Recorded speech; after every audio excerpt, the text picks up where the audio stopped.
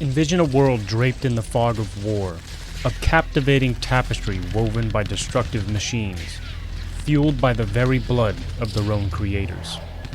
Driven by an unending quest for supremacy, mankind tirelessly evolved their creations, unwittingly entangling themselves in an arms race to their own extinction.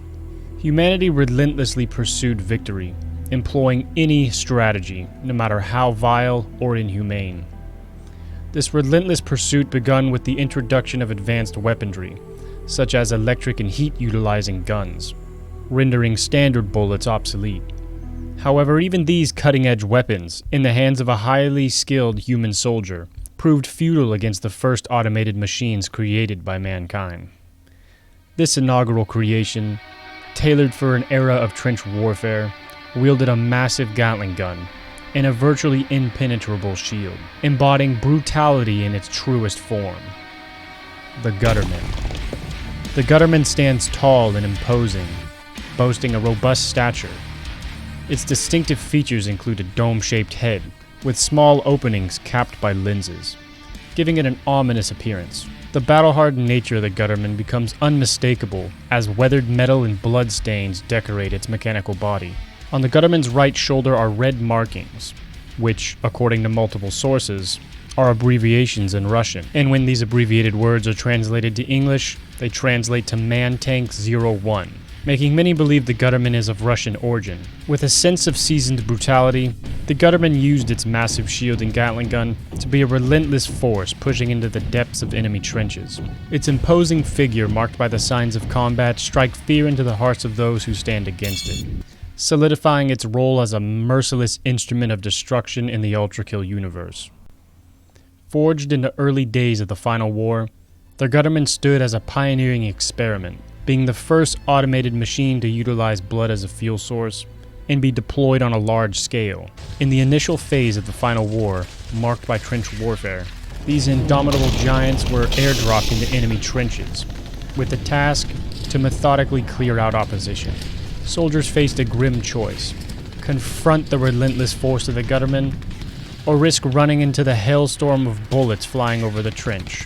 At the time, researchers were struggling to maintain a fresh blood source for the Gutterman, so as a makeshift solution, a live fuel source was strapped inside, sustained by minimal life support, and sealed away in a steel coffin carried by the Gutterman.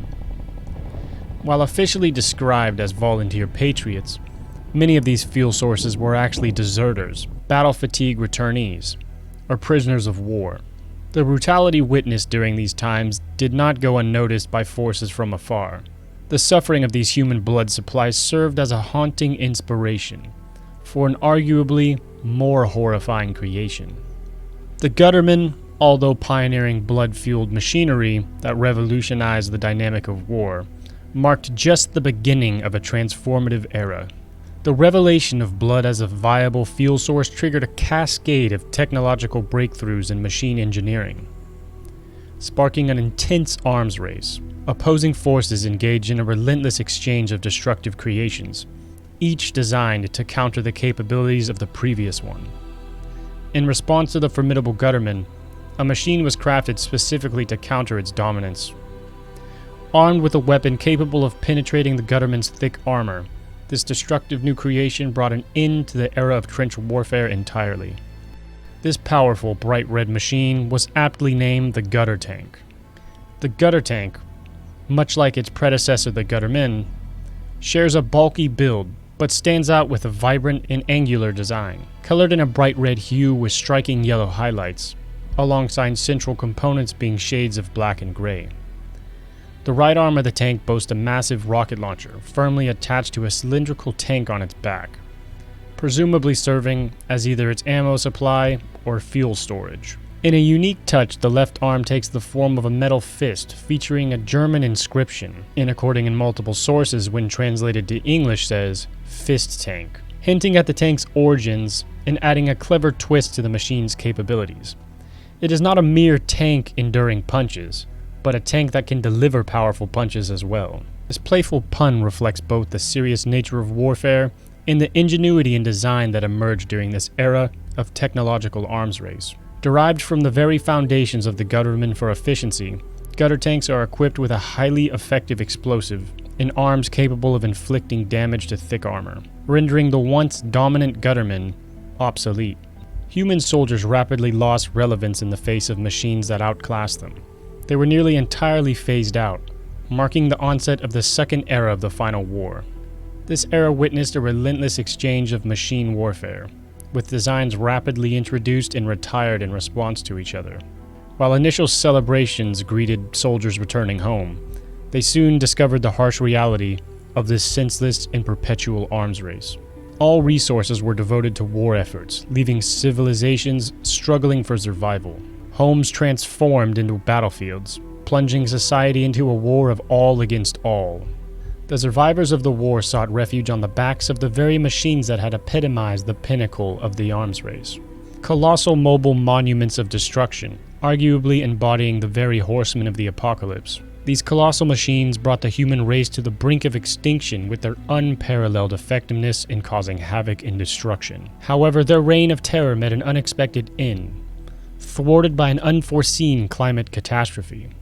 These colossal machines, once considered the pinnacle of the arms race, are known as EARTHMOVERs, formerly 1000 THR EARTHMOVERs, resembling an extraordinarily tall structure with the vague resemblance of a giraffe. The EARTHMOVER features an elongated neck-like structure leading to a six-eyed head with shoulder joints on each side. The right shoulder joint of the EARTHMOVER proudly supports a spear-like lightning rod, enabling the machine to unleash electric projectiles.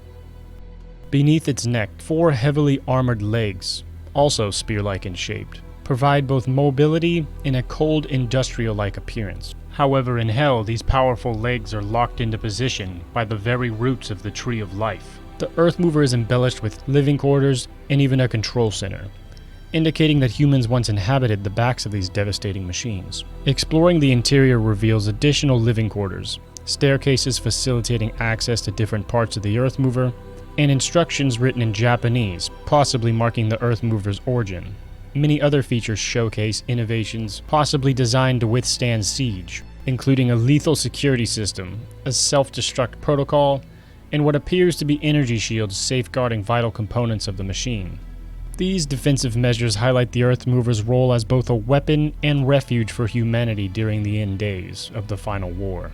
As the final era reached its apex, engulfing the world in cleansing fire, surviving civilizations faced a grim reality: evacuate onto the backs of EARTHMOVERs or perish.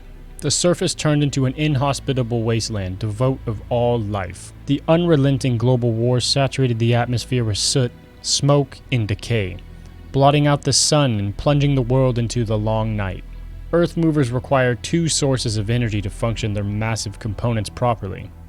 The long night made it impossible for them to feed on sunlight, and because they killed most of mankind, finding new sources of blood became more and more difficult. Ultimately, they succumb, one by one, signaling the end of an era when large-scale conflict was entirely dependent on these colossal machines. With the end of the war, humanity still found itself at the mercy of a desolate planet. In the midst of despair, a collective effort emerged to reverse the effects of what is now known as the Long Night Climate Catastrophe. Marking the beginning of the New Peace era, 2 centuries of war concluded not with a bang, but in utter silence. These final days of the final war were documented by presumably a survivor on the back of one of the EARTHMOVERs. Their documentation said the following: "This is the only way it could have ended. War no longer needed its ultimate practitioner. It had become a self-sustaining system. Man was crushed under the wheels of a machine created to create the machine created to crush the machine. Samsara of cut sinew and crushed bone. Death without life. Null Ouroboros. All that remained is war without reason. A magnum opus. A cold tower of steel. A machine built to end war is always a machine built to continue war. You were beautiful, outstretched like antennas to the heaven. You were beyond your creators. You reached out for God, and you fell. None were left to speak your eulogy. No final words, no concluding statement, no point. Perfect closure. This is the only way it should have ended. As the planet slowly began to heal and breathe again, and mankind worked to reverse the damages they caused, these titans stood as a reminder of how close mankind came to their own self-inflicted apocalypse. In the ULTRAKILL universe, humanity learned a harsh lesson through relentless and unending conflict, understanding that the only resolution to perpetual strife lies within addressing its root cause, humanity itself. Surprisingly, mankind survived the consequences of their creations. However, the creators of these murderous machines that did not survive the final war presumably face damnation in the violence layer of hell. There, they become victims of their own creations once again, but this time for eternity.